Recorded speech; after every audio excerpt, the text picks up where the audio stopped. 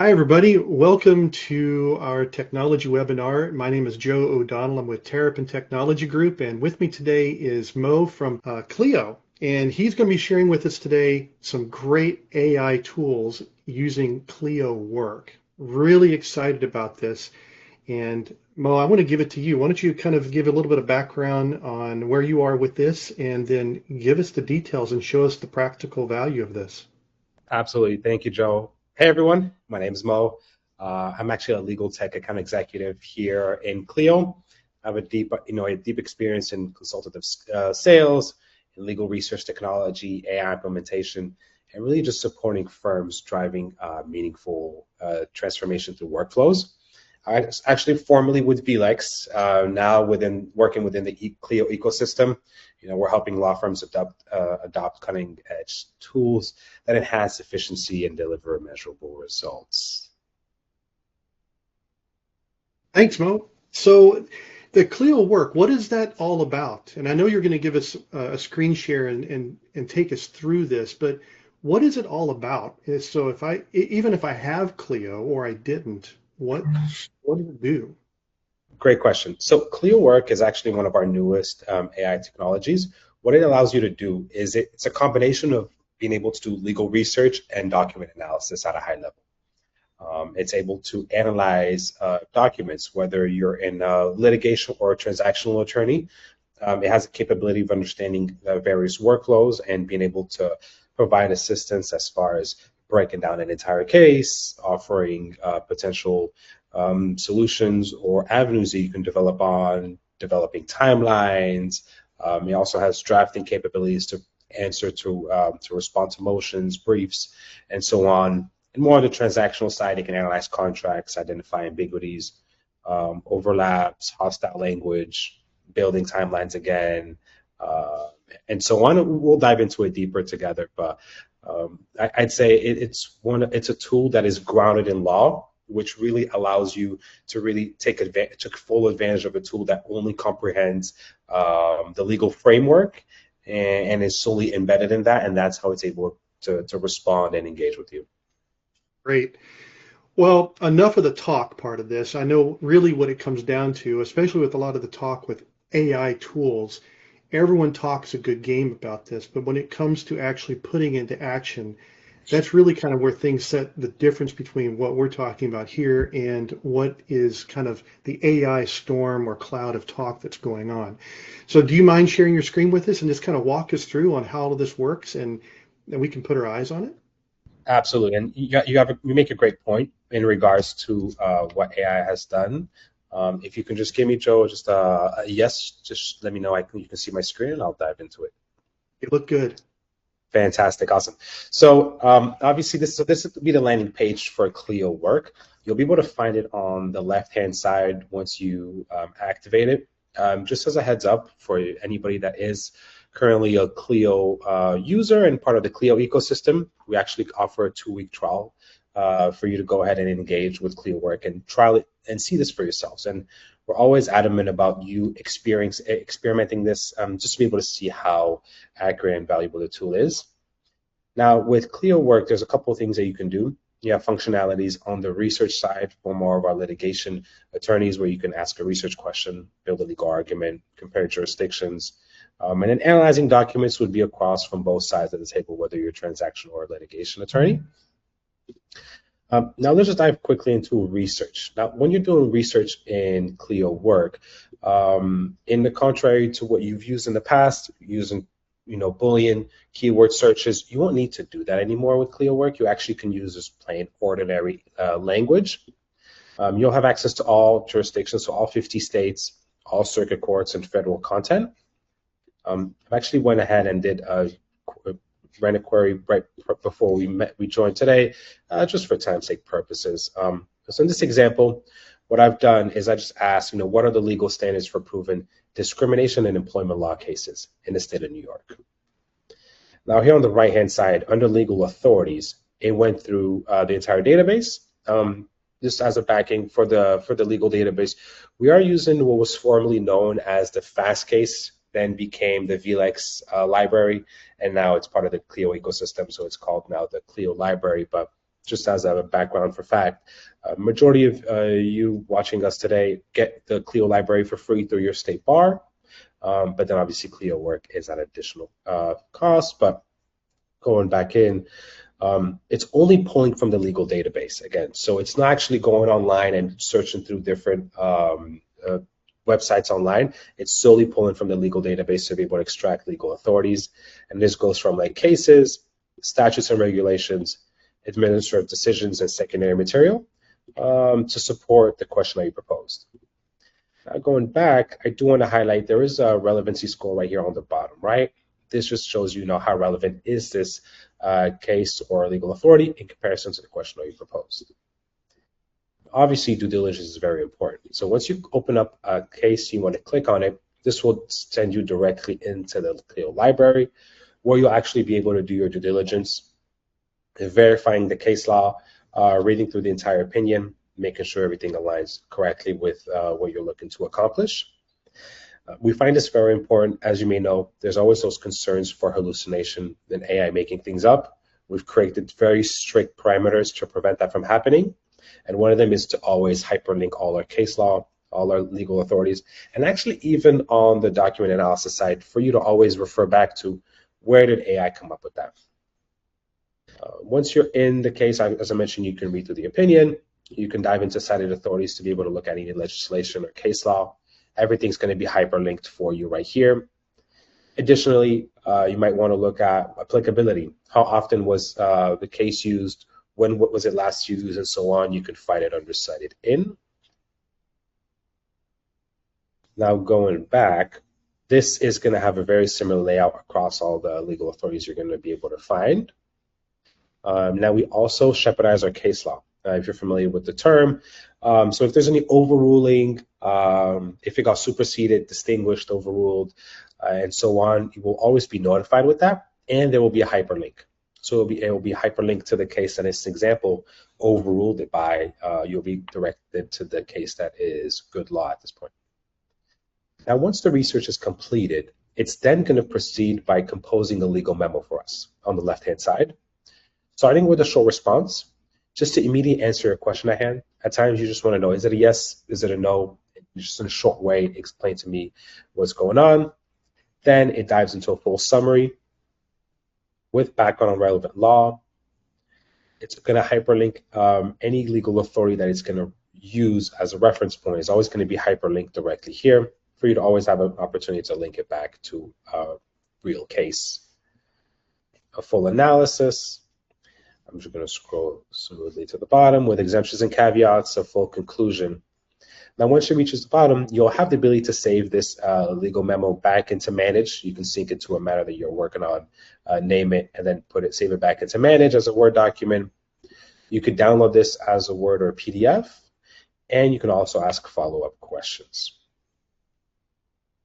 So far, Joe, how has this looked in comparison to the times that you spent in Clio Work?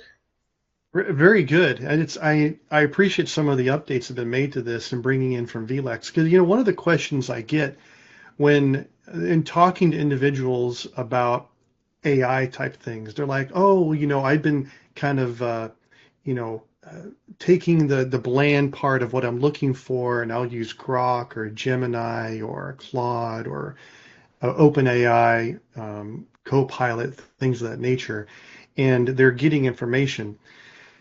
The major difference I've seen with this, which I think is a huge benefit, is that this is pulling from a legal library. And I think you had mentioned this before, but I wanted to underscore this. It's not just pulling this from like Wikipedia somewhere. This is actually coming from real case law that it's pulling from. That's correct. It's actually not connected to the internet. So as a fun fact for everybody watching, and if you're able to experiment, then Joe would actually invite you to try that as well. If you went and asked Clio Work, what's the weather like today in New York? It won't actually be able to tell you because it's not connected to the internet. So it's unable to go and fetch that data for you. And it's also very comfortable telling you, I can't find any authorities in the event where you asked it something. Maybe it might be complex or it might be something extremely niche that we might not have it at the moment. What's going to end up happening is very comfortable telling you I can't find it. we found out very useful and much value in it, because we would much rather it telling you it can't find it than it's starting to make things up, start to create cases out of thin air to be able to just please you and just find, and grant you like a happy prompt. We're very comfortable with that. And we prime ourselves in finding quality output over, just the quantity, and also just answer you no matter what. So these are a couple of things that we've noticed that are very, optimal. And then at any moment, if you wanted to shift back into doing like just traditional ways of doing research, you can just hit library, which will open up a new tab. We'll get you right here. This will still give you the ability to do, traditional ways of doing research, using keyword, Boolean searches, exact phrases, and so on. So that's still available. Don't feel like you're only getting the AI component. You're limited to that. In the contrary, we give you access to both to keep, everybody's comfort as you go, and as you're slowly. We're all transitioning over to an AI environment. You always want to be able to refer back to the traditional ways of doing things, just to be able to compare and how we used to do things in the past, how we can do things today, and building more credibility with how the AI is answering me. So that basically you're taking the AI technology and you're using that, but with your specific data. So that does two things from the IT side that I really appreciate. One is you have security about what you're researching. It's keeping everything within your bubble. You're not training a large language model anywhere or sharing data outside of that bubble. And then, of course, the other side is the hallucinations things that everyone talks about. You're limiting that because you're providing the authorities and the references of what it's gaining that's getting that information from, based on the library that you have that it's pulling from. So that, again, that builds trust in knowing where you're getting things. Very good. What else can you show us? That's great research. Absolutely, absolutely. So I know when we spoke to earlier, you mentioned that you did want to take a look at a couple of like depositions and medical malpractice potential examples. So what I have here is I connected it to a matter that I've worked on in the past. The beauty of connecting it to a matter is a couple of things. One, you'll be able to keep track of all the work that you do just by starting the time clock, and you'll be able to capture any time that you spent inside that matter, but also keeping track of any matter conversations you've had inside of Clio Work. So that makes it a little easier to track conversations as you're managing multiple matters and jumping from one conversation to the other. So diving into this medical record example, what I've done here is I just uploaded some sample medical records. I'll show them here just as an example. These are all, this is just like a John Doe, just an explanation of like a sample medical record that our team drafted just for the sake of the example. Then what we asked it to do is you're actually going to always be prompted with, here's a couple things I can do every time you upload a document. And these outputs are always going to change depending on what type of document we're uploading. This example, because it is a medical record, it's going to tell us, you can draft a medical summary, damages timeline, give us a fact chart, compare records, follow-up questions.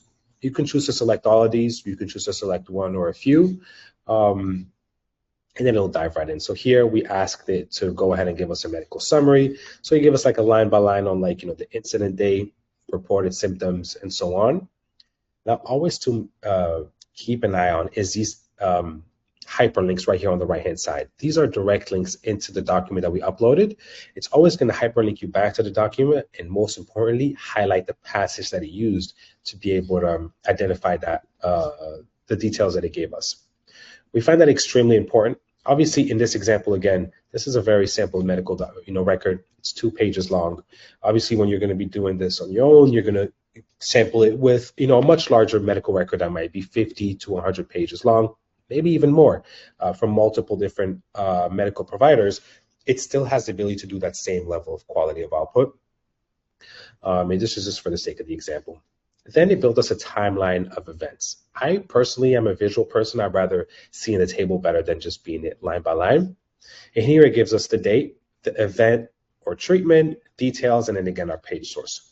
So this gives you a chronological order on the medical record side of every event that happened for the patient, from the moment the incident happened to the date of service, when they got treatment, when the initial treatment started happening, the physical therapy, the follow-ups, and so on. And you can always refer back to this every time on the right-hand side by clicking the page source, sending you back into the medical record to show you where it came up with that diagnosis. Any table format it's going to give you, you always have the ability to download these in an Excel or CSV. At the bottom, you can always save these back into Manage if you needed to for record keeping.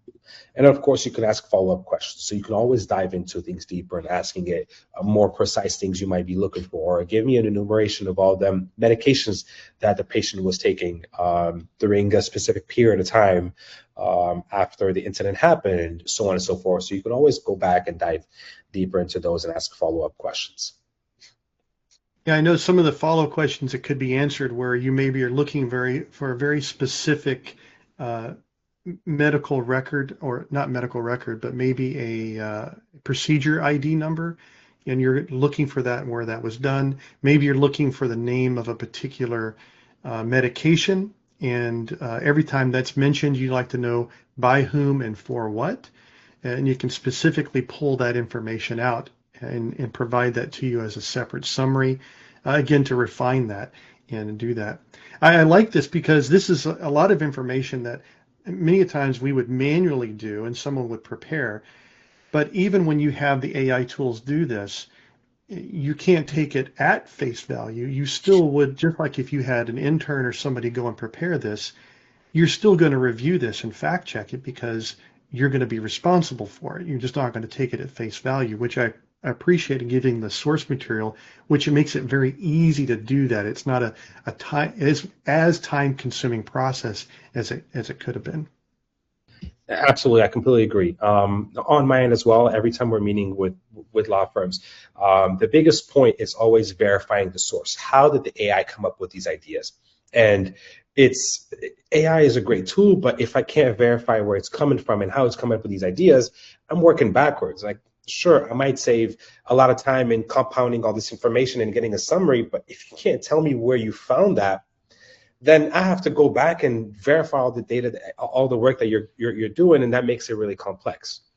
Now, on another level, being able to be HIPAA compliant, it's still managing to respect attorney-client privilege. We are SOC 2 and ISO compliant. All these complexities make sure you are also uploading your documents in a comfortable, safe environment where you're not breaching any of the client rights and maintaining that data in a safe environment. Whereas, at times I've seen firms, having to spend a lot of time in just redacting because you want to leverage an AI tool, but you don't know which one. So now, sure, AI is amazing, but which one to use and how to use it properly can tend to be really difficult. Knowing that Clio really developed an environment where you feel safe and trust, an environment that you can trust. Not only on the safety side, knowing that my documents are safe, knowing that any data that I'm putting in is safe. We also have a zero data retention agreement with a large language model, which is actually really important. What that does is we're not training the AI on any prompts you're putting in. What that really translates to is I can go in and be working on this example of like a Brody matter. Sure, it's a slip and fall. All these things happen. I can go and maybe in 3 months, I'm going to have a Smith matter come in that's very similar. I can go in and say, okay, go and do a similar analysis you did for the Brody matter, for the Smith matter. It won't be able to do it. The reason why is we created very specific limitations where once you're getting out of a workflow and you're starting something new, it's a clean slate. It's not remembering anything you're doing. And that's how we created some preventative measures, preventing AI from learning from the prompts that you're putting in. Right. Another part of that too is many of our firms are working with not only attorney-client privilege information, but many a times the details of what they're working on in normal situations could very easily cause red flags with Department of Homeland Security or other sources that would then want to have someone review that information on the back end, such as when you're using the normal AI models and tools that are freely available, and even some of them that are paid because of how they operate. So having an environment such as this, like you said, number one, the IT side of things, which I work with, and keeping it secure, but also on the PII, the PHI that everyone is dealing with regards to HIPAA, and the attorney-client privilege, keeping that within their bubble so that they're free to be able to search, upload, work, manipulate that information without any outside influence or eyeballs looking at it is a big deal. This is really good. So what else is there besides doing, here we did an analysis of a medical records. What about things like a deposition? Absolutely. Great question. Actually, I was going to dive right into that. So I'm happy you brought that up. Here's an example of a deposition. So what we did, again, we just sampled a deposition online, just for the sake of the example. Now here, what's great is you're going to notice, again, we uploaded a deposition. We're going to get, here's a couple of things I can help you with, but the questions are going to change. We're getting here deposition comparisons. Gave me a summary of the deposition. It can extract the timeline of events. In some instances, objections log or exhibit tracker. These are good maybe for internal purposes, just to know how many times was there an objection. These are all of value, and you can either select some of these, a handful, and whatnot. Then in this example, then it prompted us, which party you represent. So we selected that. Then it's diving into it deeper. So it's going to go in chronological order. So starting with the deposition comparison, then summarizing it for us, or just comparing it for us all together. Just going to skim through these just because there's a lot of data, but I really wanted to dive more deeper into when it does its analysis. So right here, this is when it's going to give us a deposition summary, starting with the key cases, participants, examination with all the key points and themes. And again, we're always finding these page sources everywhere we go as a hyperlink. This is a 200-page deposition, and we're always getting these hyperlinks to show us where in the deposition did it come up with that idea, did it come up with that, did it come up with it. As you can see, for across all these themes, we're going to just keep noticing the page sources, and it just breaking things down for us, making it a little easier for us just to get an idea of what's going on in a more structured way instead of just having all that data to be able to analyze. As I'm skimming through all the way down, I do want to highlight the timeline of events. The reason why is this is where we can get, as you can see here, it's a detailed summary. Then we get our timeline of event. This is where we're getting a full timeline event in the deposition in a chronological order of everything that was happening in chronological way when there was that dialogue happening in a deposition, to be able to get the full story in a chronological way. As you may know, conversations can go in multiple different directions. It's really hard to go in and piece the puzzle together. This allows you to be able to get a good flow of what's going on in a smooth way, by getting the date, the event, again, the passage, and the page source.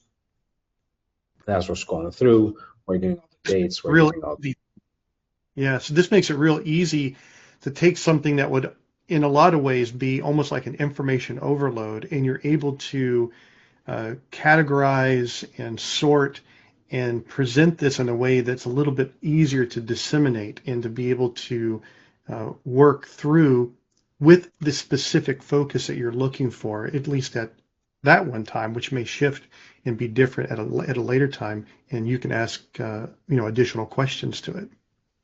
That's correct. And follow-up questions can be all sorts of questions, whether it's related exactly to that position. And I've had examples of looking for, well, how many times has somebody pled the fifth, or was there an objection? And actually, not just that, but build me a new report with every time that somebody pled the fifth, so you can get like an actual timestamp with a chronological way of understanding, oh, this is how many times we've done it. These were the questions that were asked.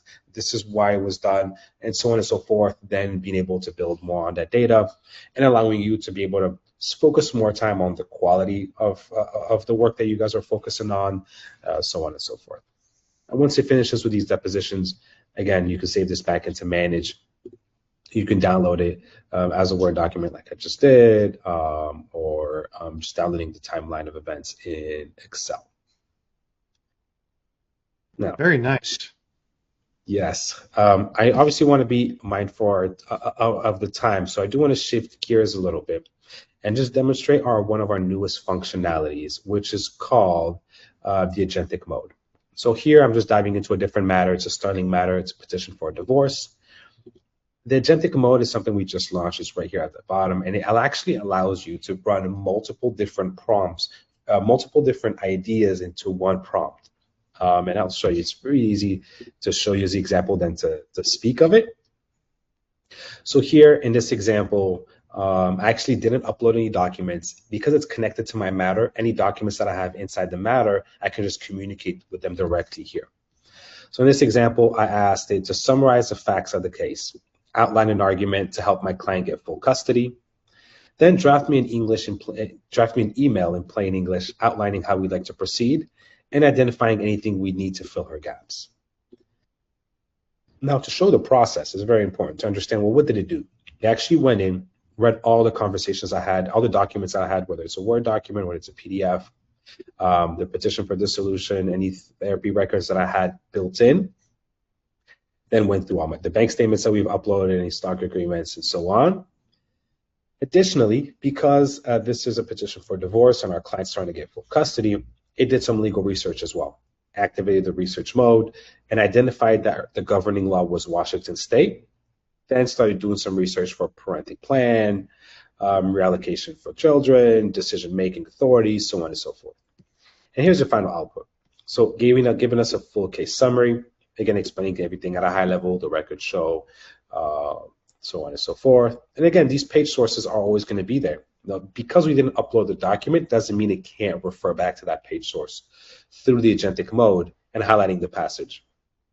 And just to kind of show you an example, as you can see here, this is a petition for dissolution. As we're scrolling down here, it's a settlement agreement that was used.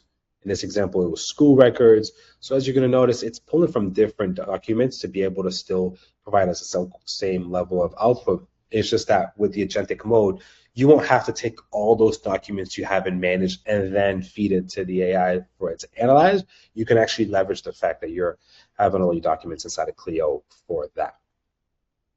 Very nice. Then, absolutely. Then diving into best arguments to get full custody, starting with an argument structure. Again, just giving us like a point by point on how to develop that. Again, using those page sources as a reference.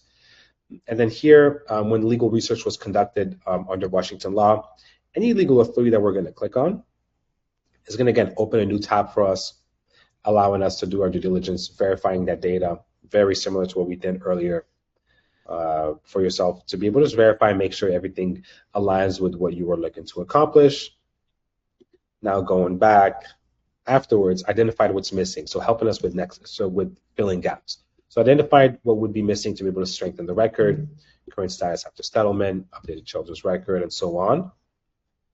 Then we asked it to draft us an email for the client. So went ahead, gave us a subject line, drafted the email for us, gave us an approach on how we're going to be able to move forward, and to tighten the record, some next steps, pretty much a checklist for the client to be able to give us. We're sharing a checklist with the client and some additional work that the client might need to do to share with us in order for us to proceed.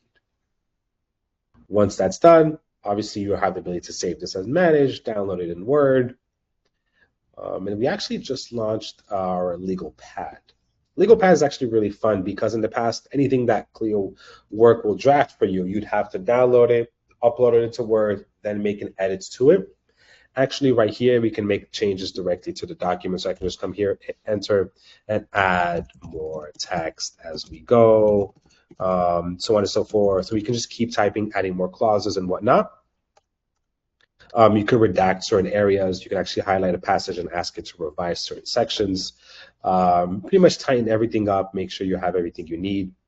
Whether you want to type things in, or you actually just want to ask use the chat box to just tell it directly, remove some of that language, make it punchier, make it 400 characters, add specific clauses, add certain details for the client to be aware of, so on and so forth. So you can just tell it all in the instruction box, and it'll immediately go ahead and tighten all that for you.